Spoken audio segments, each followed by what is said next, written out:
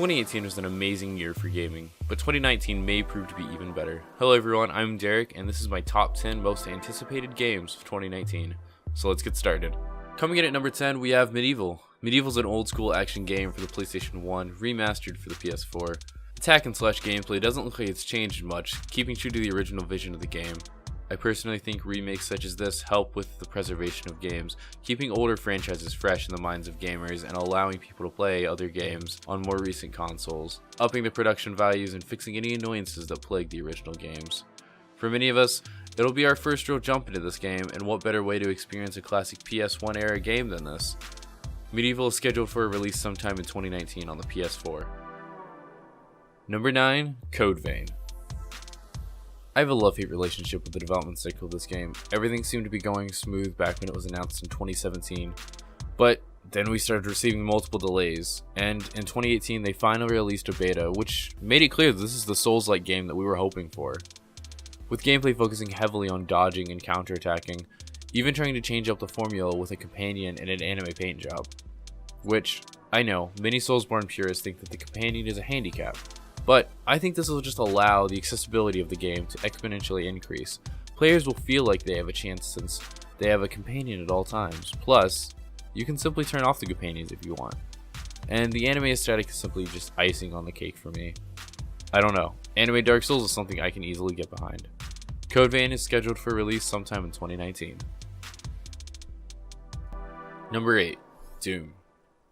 When Doom first came out in 2016, I was like, alright, cool, it's Doom. Then I picked it up on a Steam sale and I was just blown away. I couldn't believe this game. When the shotgun clicked at the top of the elevator, truly starting the game, everything just fell into place and it became one of the most exhilarating games I had ever played.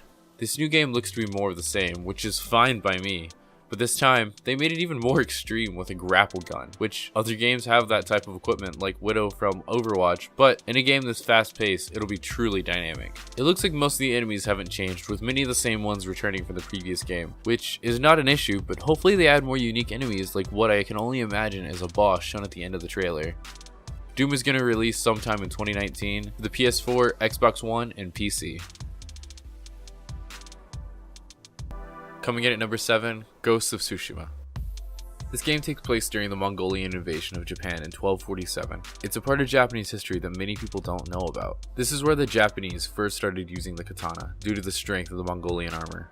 It seems to be taking some liberties with the history of the events, which is to be expected, with our hero taking some action to push back the Mongolian horde through the combination of both ninja and samurai techniques, most likely taking on the mantle as the Ghost of Tsushima. It makes you wonder if our hero will take the lead in monumental battles like the Battle of Akasaka, which turned the tide of war due to the first Japanese victory on the Mongolian invasion. The gameplay looks interesting from what we've seen, reminiscent of the Nioh franchise with stance changes, parries, and strike techniques shown off at E3 last year. Ghost of Tsushima is scheduled for a 2019 release on the PS4. Number 6, Jump Force. Oh man, this game is every Shonen Jump fan's dream. Finally, we receive a fast-paced arena fighter with a plethora of characters spanning multiple series. You'll be able to customize your character and fight alongside the J-Force, trying to stop the world-ending threat that has befallen the Earth. As someone who took part in their beta, the combat is very fun, but the counter systems seemed unforgiving, and every battle boiled down to who could get their ultimate off first. But Bandai asked for feedback, and hopefully they take that to heart. Jump Force is releasing on February 15th to the PS4, Xbox One, and PC. Number 5, the 8th generation of Pokemon. So, something you'll learn from me is I love Pokemon. It was the first video game I ever played and I'm still obsessed. This is Pokemon's 8th generation and hopefully they change the formula back to the gym badges, as I and many others felt that the Alolan trials left much to be desired. Every year people claim that Pokemon is running out of ideas, and to that I have to quote Junichi Matsuda, who said that they're not running out of ideas, that they simply pick a certain number of animal mons, item mons, and so on to fill each dex to keep things interesting. You can't go wrong with Pokemon, and the only wish I have for this game is that it re-adds the challenge mode from Black and White 2. Pokemon Generation 8 is expected to be released in November of 2019 for the Nintendo Switch. Number 4, Animal Crossing. I never thought this day would come. After the consistent teases that we received over the years with bad spin-offs, mobile games, and the evilly deceptive Smash trailers, we are finally receiving the first new Animal Crossing in 7 years. Animal Crossing is one of those games that is a simple joy. You are able to live the life you've always wanted in the nicest community you could ever be around. You can fish, catch bugs, or simply talk to your friends around the town. I just hope with the hardware increase from the DS to the Switch, we receive some major updates from the online play to the larger towns with more activities. We saw the beginnings of this in New Leaf, so there may be a chance. Animal Crossing is coming out at an unspecified time in 2019 for the Switch. Number 3. Sekiro: Shadows Die Twice. As someone who's liked every Hidetaka Miyazaki game, I can't imagine this game being bad. From what we've seen, the gameplay is similar yet different from the Soulsborne series. It will not have some of the more unique RPG elements, but will have specific skills and techniques that you can learn to create new combos and ways to use your weapons. These skills will hopefully keep the game from having stale combat and allow everyone to understand the new direction of FromSoft. Sekiro: Shadows Die Twice releases on March 22nd for the PS4, Xbox One, and PC. Number 2. Psychonauts 2.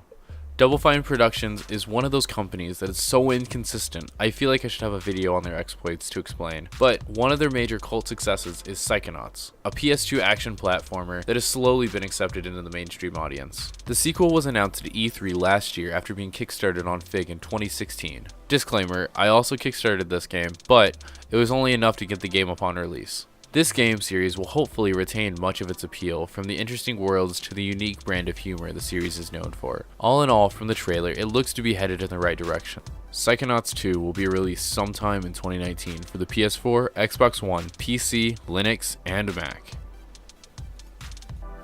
Finally, at number 1, Kingdom Hearts 3. Myself and many others have been patiently awaiting this game for 14 years. We have played all 8 games, watched the hour-long movie release for the mobile game, and we are ready. This game looks to be more like Kingdom Hearts 2 rather than any of the games that have came after, electing to get rid of the command system entirely and just moving back to the attack, magic, item, and summon system. We have seen some amazing new inclusions, such as the Toy Story world and classic Disney rides as summons. If this game lives up to even a portion of the hype that is surrounding it, we will see one of the best games and my most anticipated game coming in just a few short weeks. Kingdom Hearts 3 releases on January 29th for the PS4 and Xbox One. So that's my top 10 list for this year. Every one of the games talked about today will have a review up sometime close to their release. And let me know which games made your top 10 in the comments below. As always, if you like this video, give it a thumbs up as it helps the channel immensely. And if you want to see more videos like this, think about subscribing as I upload 3 times a week. Thanks for watching, and I will see you all soon.